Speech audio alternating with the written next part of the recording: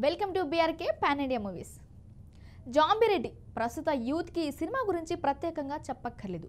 నిజ జీవితంలో జరిగే ఓ వైరస్ ఆధారంగా తెరకెక్కిన సినిమా జాంబిరెడ్డి. ఈ సినిమా తెలుగు రాష్ట్రాల ప్రజలు ఎంతో ఆదరించారు. యువ డైరెక్టర్ ప్రశాంత్ వర్మ తెరకెక్కించిన సినిమాలో జాంబిరెడ్డి సినిమాకు ఓ ప్రత్యేకత కూడా ఉంది. గతేడాది సంక్రాంతికి హనుమాన్తో సెన్సేషన్ క్రియేట్ చేసింది ప్రశాంత్ వర్మ తేజ సజ్జా జోడీ. ఈ సినిమా కంటే ముందు ఈ జోడీ ఓ సినిమా చేసిన సంగతి తెలిసిందే. అదే జాంబిరెడ్డి. తెలుగులో ఈ తరహాలో వచ్చే సినిమాలు చాలా అరుదు. అందులోని జాంబీ జానర్కు రాయలసీమ ఫ్యాక్షన్ బ్యాక్ డ్రాప్ జోడించి ప్రశాంత్ రూపొందించిన ఈ కామెడీ ఎంటర్టైనర్ మంచి ఫలితాన్ని అందుకుంది.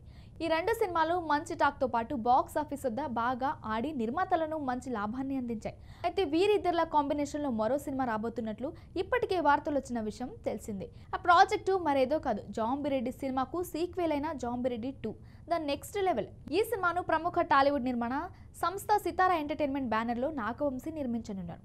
ఇదిలా ఉంటే ఈ సినిమాకు ప్రశాంత్ వర్మ దర్శకత్వం వహించడం లేదు. జాంబిరెడ్డి 2కి ప్రశాంత్ వర్మ కథ మాత్రమే అందించనున్నారు. ఈ సినిమాతో Rana Naidu web series director, సూపర్ను వర్మ టాలీవుడ్కు డైరెక్టర్గా పరిచయం కాబోతున్నాడు. ఈ నేపథ్యంలోనే సూపర్ను ప్రస్తుతం తేజ ప్రశాంత్ వర్మను కలవడానికి హైదరాబాద్ వచ్చినట్టు తెలుస్తుంది.